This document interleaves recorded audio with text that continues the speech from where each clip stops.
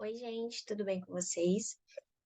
Eu vou dar um resuminho para vocês sobre o que a gente falou no sábado, no GED de sábado, tá certo?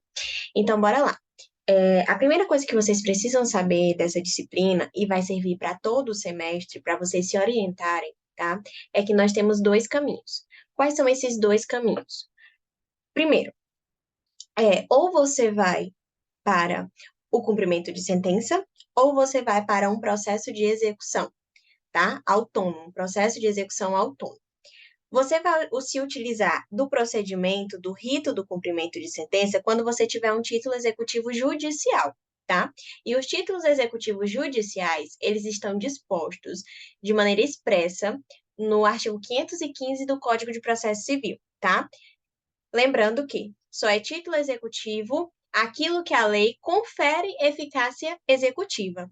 Então, o rol do 515 ele é um rol taxativo, só é título executivo judicial o que está lá no 515 do CPC, tá certo? O outro caminho que nós podemos ter nessa disciplina, na execução civil, é o processo autônomo de execução, tá?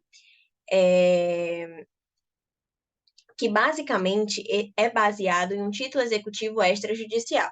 E o título executivo extrajudicial, os títulos executivos extrajudiciais, eles estão lá no artigo 784, tá? Lembrando que, só um detalhe, confirmando aqui o que eu acabei de dizer sobre os títulos executivos judiciais. Esse rol do 515 é um rol taxativo, tá? E o rol do 784, que é o rol dos títulos executivos extrajudiciais, que o Código de Processo Civil prevê, é um rol exemplificativo, tá? São títulos executivos extrajudiciais, o que está no 784, mas leis civis esparsas também prevêem e confere eficácia executiva a outros títulos executivos, a exemplo, o contrato de honorários. O contrato de honorários do advogado não está aqui no 784, mas está no Estatuto da OAB, que é uma lei federal, que confere o contrato de honorários eficácia executiva, tá certo? Então, você só vai se utilizar tanto do cumprimento de sentença como de um processo de execução se você tiver um título executivo, tá? O primeiro passo para você se utilizar do cumprimento de sentença e do processo de execução é um título executivo. O segundo é a inadimplência do devedor. Eu só vou ter execução se eu tiver uma inadimplência por parte do devedor. Porque se o devedor ele não cumpriu espontaneamente a obrigação consubstanciada dentro de um título executivo, seja judicial ou extrajudicial, a gente vai se utilizar da execução. Aí a execução pode ser tanto cumprimento de sentença, se for baseado em um título executivo judicial, ou num processo autônomo de execução, se for um título executivo extrajudicial, tá? Algumas pegadinhas que caem na prova e que é importante vocês saberem, tá? Alguns títulos executivos judiciais, eles parecem ser extrajudiciais, mas o próprio CPC vai dizer que não é um título executivo extrajudicial, mas sim um título executivo judicial. Exemplo, a sentença arbitral. A sentença arbitral, ela é um título executivo judicial. Embora ela seja formada fora do Poder Judiciário, certo? A própria lei, o próprio Código de Processo Civil, ele confere à sentença arbitral a eficácia de título executivo judicial. Isso significa que a sentença arbitral, a execução de uma sentença arbitral, segue o rito de um cumprimento de sentença, tá?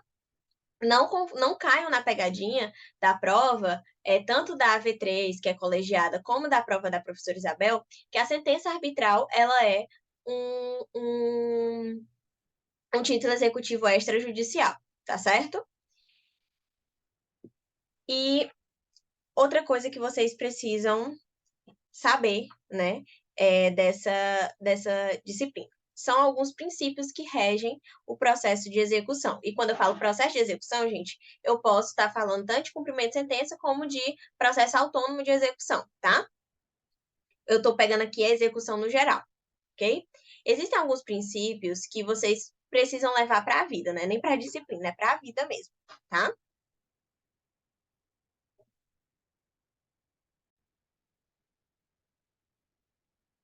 Então, gente, existem dois princípios que vocês precisam saber, tá? Para a vida, que é o princípio do sincretismo processual. Todos os princípios são importantes, tá? Mas existem dois que, particularmente, é importante que vocês tenham bem fixado na mente de vocês, que é o princípio do sincretismo, esse daqui, e o princípio da menor onerosidade para o devedor, que é esse 11 aqui, tá? O princípio do sincretismo, gente, ele nada mais quer nos dizer que o processo no todo, ele se perfaz por fases, tá? Eu tenho a fase do processo de conhecimento, eu tenho a fase da liquidação de sentença, quando necessária, e eu tenho a fase do cumprimento de sentença, tá? Então, eu não preciso mais ajuizar uma ação autônoma para executar um título executivo judicial. Se eu tenho um título executivo judicial, o cumprimento de sentença, em caso de inadimplência do devedor, vai se processar nos mesmos autos, tá certo? Essa é a regra. A regra é que o cumprimento de sentença ele se processa nos mesmos autos. Eu tenho exceções, exemplo, a execução provisória de alimentos que tem um rito especial, tá certo? Quando eu tenho alimentos provisórios fixados em uma decisão interlocutória e o devedor ele não paga esses alimentos, a gente entra com um cumprimento de sentença fora dos autos principais. Só que esses autos que a gente esse novo processo que a gente vai ajuizar, esse cumprimento de sentença que a gente vai ajuizar, ele vai ser distribuído por dependência ao processo principal, tá certo? Mas, por regra geral, é que o cumprimento de sentença ele se processa nos mesmos autos do processo do processo principal, né? Da fase de conhecimento, tá certo? Existe uma continuidade. Eu tenho um processo de conhecimento, eu tenho sentença e eu tenho um cumprimento de sentença, ok? E o outro princípio que é super importante vocês saberem é o princípio da menor onerosidade para o devedor. O princípio da menor onerosidade para o devedor, basicamente, ele quer nos dizer o seguinte, tá? A execução, ela tem que entregar para o credor aquilo que ele teria, né, se a obrigação tivesse sido cumprida espontaneamente, tá? Isso é outro princípio, mas estou dando só uma contextualizada para a gente chegar no princípio da menor onerosidade para o devedor. Então, a execução ela deve propiciar para o credor aquilo que ele obteria se a obrigação tivesse sido cumprida espontaneamente, tá certo? Ao passo que, quando chegar na parte de penhorar os bens do devedor para o cumprimento da obrigação, o que que eu tenho? O que que eu preciso? O que que se precisa analisar? O que que o juiz precisa analisar? Se eu tenho vários meios para alcançar o cumprimento da obrigação, quais são esses vários meios? Eu posso penhorar vários bens do devedor para o cumprimento da obrigação. Eu tenho opções eu tenho uma casa para penhorar do devedor, eu tenho um sítio, eu tenho um carro, eu tenho uma moto. Então, tem que se verificar que dentro do patrimônio do devedor, qual seria o menos oneroso para ele? Qual seria a penhora menos onerosa? Seria a penhora da moto? Seria a penhora do carro? Seria a penhora do imóvel? Então tem que se analisar. O princípio da menor onerosidade para o devedor é exatamente isso. Quando eu tiver vários meios, né, como eu coloquei aí, equivalentes para alcançar a obrigação, deve o juiz preferir a que cause menos ônus para o executado. Mas, para tanto, é preciso que os vários meios sejam equivalentes no que concerne ao resultado almejado pelo exequente. Ou seja, os vários meios conseguem atingir o cumprimento da obrigação. Então, eu tenho uma moto para penhorar e eu tenho um carro para penhorar. Teoricamente, digamos que essa moto seja mais barata que esse carro, tá? Teoricamente, o que seria menos oneroso para o devedor? A moto. Só que a penhora da moto, ela não supre com a obrigação, com o cumprimento da obrigação, porque a penhora da moto não vai servir para quitar toda a obrigação, tá? Todo o valor inadimplente, ok? Então, é óbvio que vai se preferir, é óbvio que vai se penhorar o carro nessa situação, mas quando eu tiver dois meios equivalentes que servem para o cumprimento da obrigação, deve-se preferir, né, o juiz deve preferir aquele que cause menos ônus para o executado, tá certo? Então, esses dois princípios são os cruciais que vocês precisam ter bem definidos na cabeça de vocês.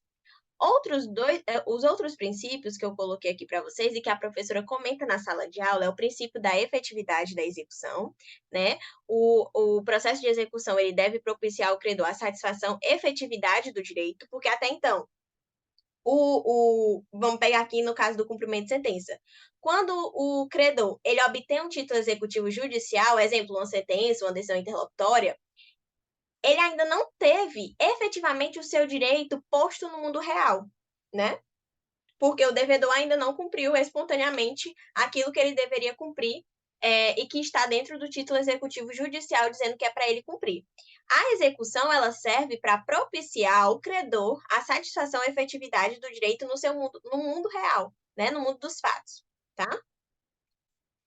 Princípio do título. Gente, o princípio do título é muito simples de você entender e eu já comentei para vocês aqui no início da nossa aula. Basicamente, vocês têm que entender que não existe execução sem título executivo. Eu posso até ter um projeto de título, mas eu não vou poder entrar com uma execução, seja cumprimento de sentença ou seja um processo autônomo de execução, dependendo do título executivo que você tenha. Eu não posso entrar com uma execução se eu não tiver título, tá?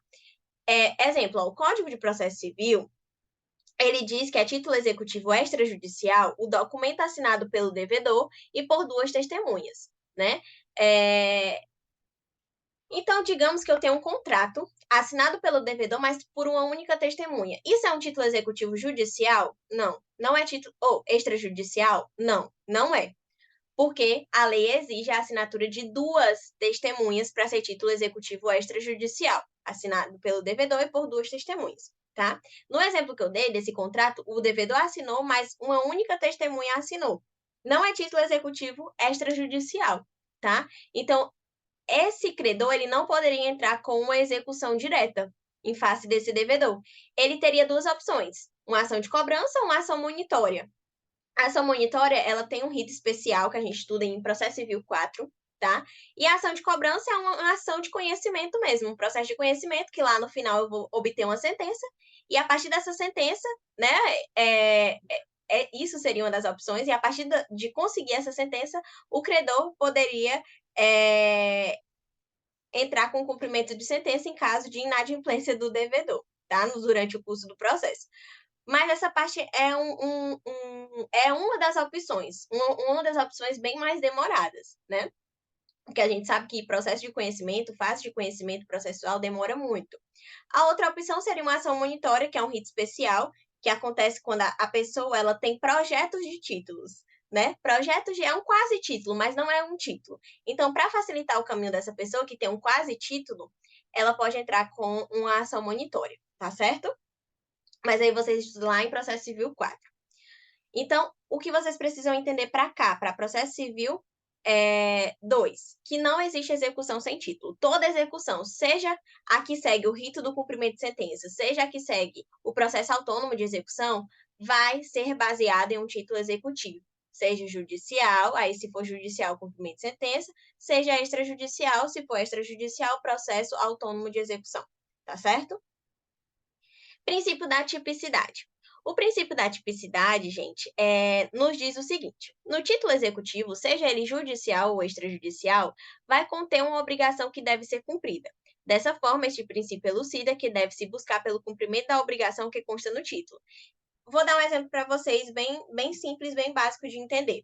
Se no título executivo consta uma obrigação de fazer, então a execução desse título executivo vai seguir o rito de uma obrigação de fazer. Eu vou entrar com uma execução de obrigação de fazer.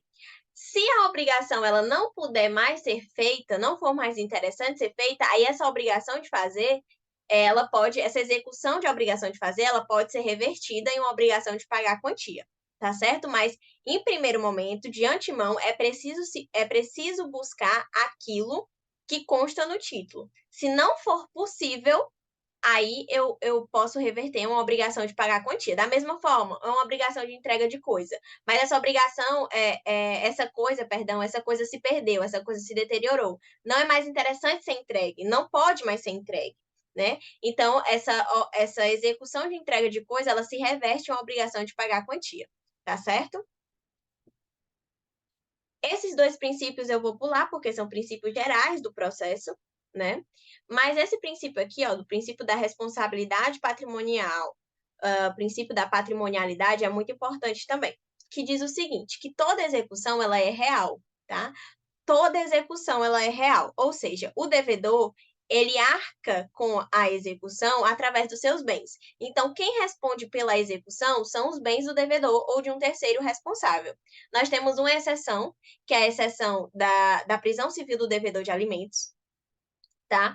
Então, atualmente, o devedor de alimentos, ele pode ser preso por dívida alimentícia, mas a priori, em todas as execuções, com exceção dessa, o devedor ele responde com os seus bens, tá? E, aliás, ainda quando tem prisão civil, o devedor ele não deixa de ser devedor, tá? Ele continua devendo os alimentos. Ele fica, sei lá, 2 meses preso. Fica 2 meses preso. 90 dias preso. Mesmo ele estando preso, ele continua sendo devedor de alimentos, tá certo? Pelo aquele período que ele deixou de pagar e foi preso, mesmo ele sendo preso, ele continua sendo devedor, tá certo? Princípio da tutela específica ou do resultado. Ele parece muito com o princípio da tipicidade, né?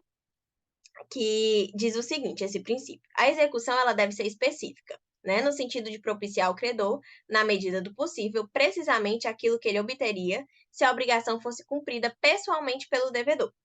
Permite-se, porém, a substituição da prestação pelo equivalente em dinheiro, nos casos de impossibilidade de obter-se a entrega da coisa devida ou de recusa da prestação de fato. Então, é aquilo que eu já venho dizendo para vocês. A execução ela deve ser específica. Ela deve buscar entregar para o credor aquilo que ele obteria se a obrigação tivesse sido espontaneamente cumprida. Tá certo? Esses são os princípios que vocês precisam ter noção, tá? Um princípio importante que também a gente estuda ele mais na frente com maior cautela é o princípio do contraditório e da ampla defesa que vocês já estudaram, né, na parte de TGP e de processo de conhecimento. Mas aqui no cumprimento de sentença e no processo autônomo de execução, nós temos duas formas de defesa, que é como se fosse a contestação. É como se fosse a contestação do cumprimento de sentença e do processo autônomo de execução, que é a impugnação ao cumprimento de sentença e os embargos à execução. A priori, vocês precisam saber o quê? Que a impugnação ao cumprimento de sentença, ela se dá nos próprios autos que está se processando o cumprimento de sentença, e os embargos à execução, ele é autuado em apartado. A gente ajuiza os embargos à execução de maneira independente, né? Mas ele é distribuído por dependência ao processo que está se processando a execução. Tá? Então, impugnação ao cumprimento de sentença é no cumprimento de sentença, é a defesa do executado no cumprimento de sentença, e os embargos à execução é a defesa do executado no processo autônomo de execução, tá certo? Então, gente, é isto que eu quero falar para vocês hoje, essa noção geral que vocês precisam ter sobre processo de execução, e quando eu falo processo de execução no geral, processo de execução no geral, tá, tá, tá dentro de tudo, né? Tá abrangendo tudo. Cumprimento de sentença e processo autônomo de execução. Tá certo? Vou parar aqui a gravação.